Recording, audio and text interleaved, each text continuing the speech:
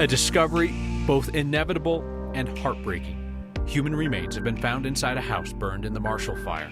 A nurse tells us about the striking photo she took as that fire came toward her hospital. It was just a tragic grand finale to another dumpster fire of the year. Advice for Coloradans who lost homes so they can get reimbursed for the largest amount possible. And the governor appoints his former rival to an economic policy job. We sit down to talk about bipartisanship and the conspiracy theory that even their election was rigged. I lost the election. There's been days the last 2 years where I would have been happy to let you have it, Walker. And we'll try again to get you all signed up for emergency alerts after you all crashed the internet last night, because this is next. The Boulder County Sheriff said it would be a miracle if no one was killed in the Marshall Fire. For all who saw that fire up close in action, we may still consider it a miracle if the loss of life is minimal.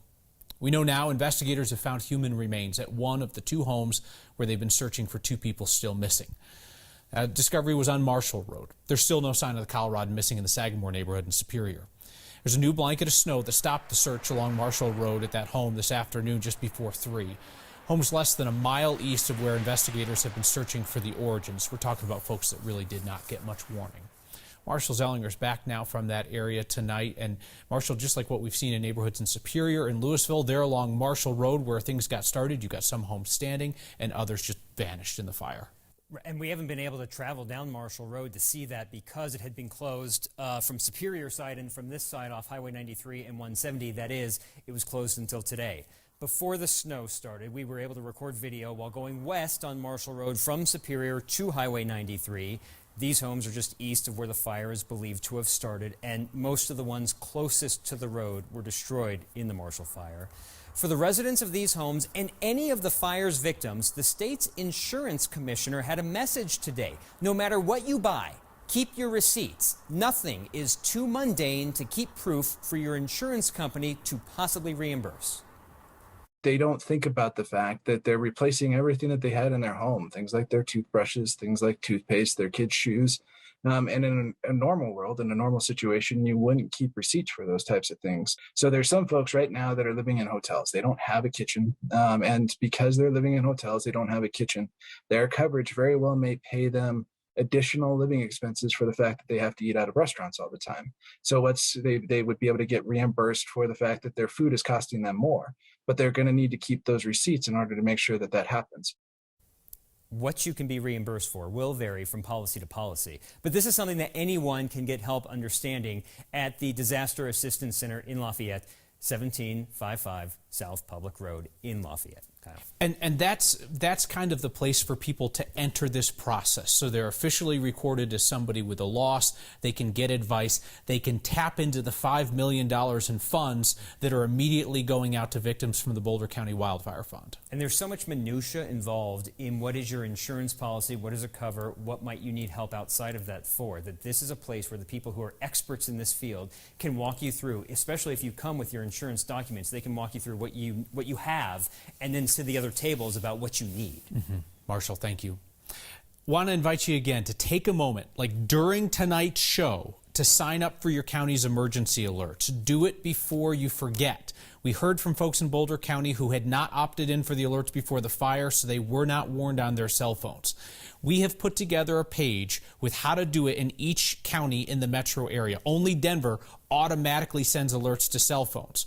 You can find that page with all the links in the next section of 9news.com, 9news.com/next. Please do it, like while you're watching, before you forget. Yesterday, so many of you went to sign up during Next. We crashed the sign-up pages for about a half dozen counties. But you know what? Compared to missing notifications during an emergency, that is a good problem to have. So please keep trying to sign up and let me know if you run into issues we can help with. One of the more stunning examples of the power of the Marshall fires, what happened to the Element Hotel in Superior. That's the way that it looked along US 36. And this is what it looks like today. 2 charged stairwells standing on either side of a pile of rubble. Boulder County Sheriff says in terms of other notable buildings, the Superior Historical Museum on West Maple is gone. And there were some larger buildings that were damaged, like the Target and the Chuck E. Cheese. An entire shopping center on West Dillon Road in Louisville is just gone. It was several spas, a massage studio, and a Subway sandwich shop. We have heard neighbors whose homes survived ask a fair question that rarely has a satisfying answer. Why? Why were they spared loss when their neighbors were not? Eric House cannot explain why his house of 35 years on Warbler Court in Louisville still stands. 6 homes on that street burned. Eric used to love the view of his neighborhood. So used to coming out my front door and looking across the street and seeing beautiful homes and beautiful landscaping, and I still expect to see that every time I walk out the front door, and it's not there anymore. I don't understand any of this as to why the homes survived and those are all leveled. I don't understand it. Eric says that he saw a crew of firefighters from Arvada outside his home on Thursday night, and he wanted to personally thank them for everything that they did to protect his neighborhood.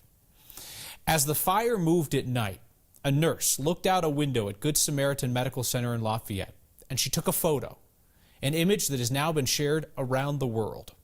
Our Steve Steger caught up with her. We heard about fires. Imagine being inside a hospital, a place that's seen hell for the last 2 years with COVID. Imagine being there as hell broke loose on the outside. A lot of us were worried since a lot of people live nearby. Wendy Cardona is a registered nurse in the surgical department at Good Samaritan Medical Center in Lafayette. As dusk hit, colors became a little bit more amplified given the smoke and darkness. Her colleagues started to gather and stare out the OR window. It was a striking scene to see live. She took a simple photo with her phone that could easily grace the cover of a magazine. I can see chaos. I felt I'm not sure what the right word is, but proud to see EMS, and I wanted to express significant gratitude for them lining up. The symbolism wasn't lost on her that night. It was just a tragic grand finale to another dumpster fire of a year. Her colleagues asked her to share it with them. It got posted online, then went wild. It's been overwhelming. So she's channeling the attention to try to do something good. Wendy says she's had her share of mental health challenges in her life. I started grasping onto what any little thing gave me joy. Be it fitness, be it listening to the same song a million times, taking a very long hike, anything. So she's raising money to help people who lost everything restore their joy. She calls it Project Joy. Maybe it's buying a pair of running shoes or something to play that favorite song. You're going to need every ounce of your mental health to get through this. Hoping a single moment in time might inspire more moments of goodwill. For Next, I'm Steve Steger. We're going to put a link to Wendy's fundraiser along with that powerful photo on 9news.com. Wendy said she hopes that seeing that photo sparks gratitude for the first responders and the healthcare workers who have helped us through the past few years. Turning to the state of the pandemic in our state, there are 1,308 patients diagnosed with COVID in our hospitals. With Omicron typically being less serious, we know that some of those patients are there primarily for other reasons. It's an increase in 16 COVID patients from the day before, up 220 from last Wednesday. We continue to break new positivity records just about daily. 25% of tests coming back hot over the last 7 days. That is the highest Colorado's seen in the entire pandemic. And the state says all of the new cases since Christmas are believed to be the Omicron variant. Your Word of Thanks microgiving campaign to support the Coloradans who lost homes in the Marshall Fire has been simply astonishing. We set out to see if we could raise $250,000 together, bit by bit, and that's how you raised $1 million. And you've just kept going. The Boulder County Wildfire Fund is moving $5 million out to the victims immediately. But we know that the medium and long-term needs are going to go beyond the amount that's been raised.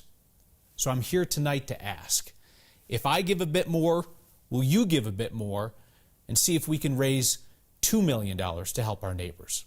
Scan the QR code on the screen or text the word THANKS to 303-871-1491 and we'll send you that link to donate. The text thing can sometimes be wonky for people, but the QR code always works. And here's the deal. I will match another 50 donations of $5 as we get going to try and raise $2 million as a next community for the Boulder County Wildfire Fund. From short-term needs like housing and mental health support to long-term needs that we can't even foresee, their community representatives from Superior and Louisville will be there supporting those needs because you are here for our neighbors right now. Thank you so much.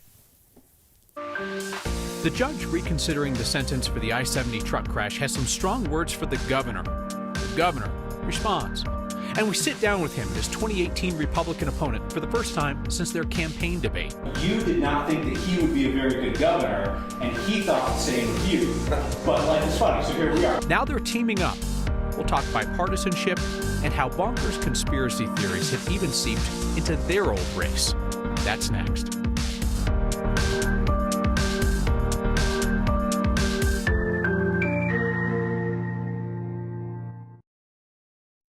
The judge in the I-70 crash case is not pleased that the governor intervened to commute the trucker's sentence while the court was reconsidering whether to reduce it, a decision that the judge says he learned about on the news. Amid the chaos of Thursday's fire, Governor Polis reduced the sentence for Rogelio Aguilera Maderos from 110 years to 10 years for the crash that killed 4 people. District Court Judge A. Bruce Jones canceled the upcoming hearing, writing of the clemency decision, quote, "The court respects the authority of the governor to do so. Based on the timing of the decision, however, it appears that respect is not mutual." Governor Jared Polis told me today he was not trying to usurp the judicial process. He said he was trying to put an end to the circus and the drama around that case. Speaking of, once again asked the governor for a yes or no answer on whether, along with consulting with victims' family, he also got advice on clemency from Kim Kardashian. She had been pushing for it publicly. And once again, the governor would not answer that question.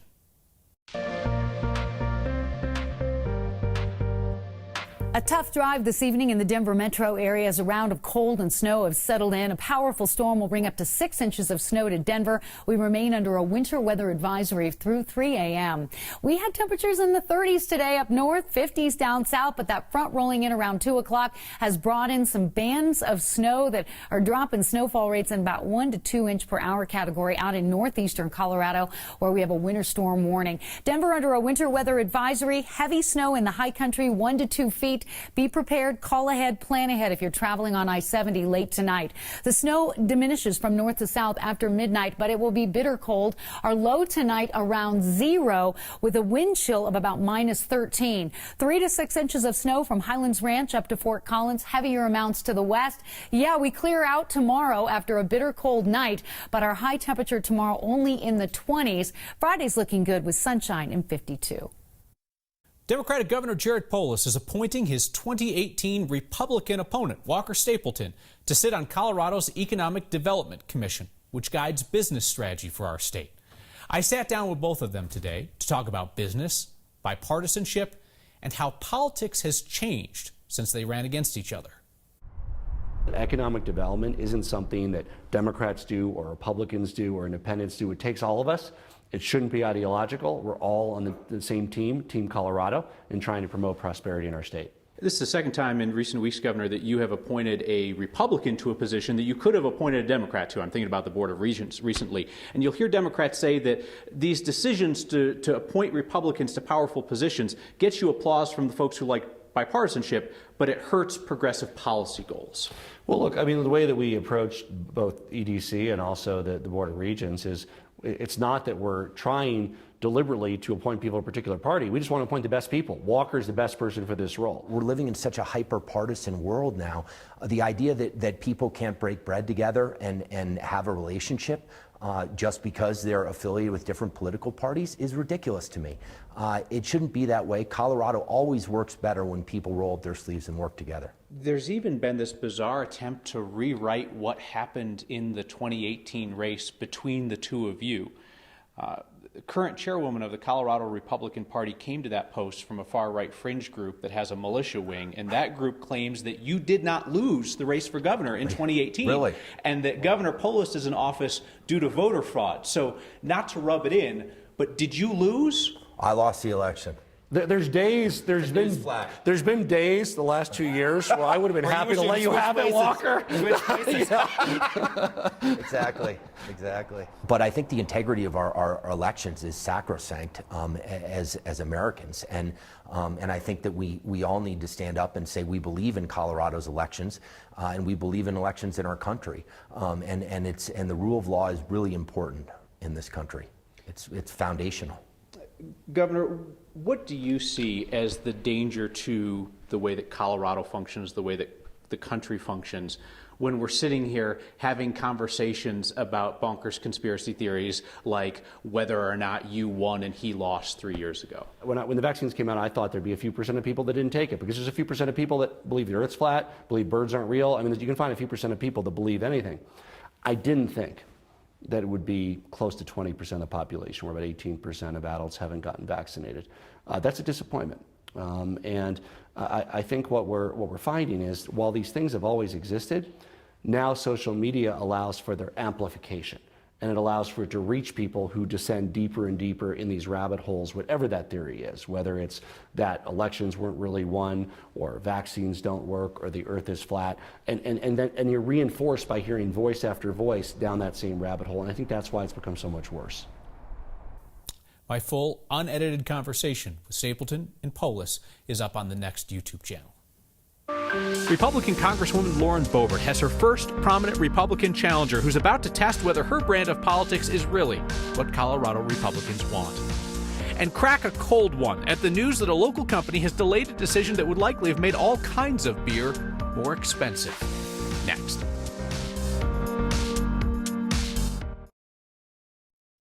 Denver Mayor Michael Hancock's found somebody who's willing to oversee Denver's police department and other first responders through the last year and a half of the mayor's term. Armando Saldate is currently the Department of Safety's Assistant Deputy Executive Director. Before that, he was in the Denver Sheriff's Department, Phoenix PD, and the FBI's Joint Terrorism Task Force. He said today that he believes homelessness is the most visible concern in Denver right now. And he also said that judges should not be letting people who are a significant threat out on personal recognizance bonds. Saldate will become the Director of Public Safety if City Council approves. Colorado Republican Congresswoman Lauren Boebert has her first prominent primary challenger. That is Republican State Senator Don Quorum of Montrose. He's going to challenge the Congresswoman best known for attracting national attention for false and bigoted statements. Quorum's known as a centrist at the state legislature. At a recent event, he told me he does not try to convince far-right Republicans to support his ideas. He just assumes they'll vote against him. So we'll see how that works out in a Republican primary. If you will pardon the dad jokes, there has been a brouhaha between Colorado's Brewers and the Ball Corporation based in Broomfield, but it seems to have reached a resolution for now.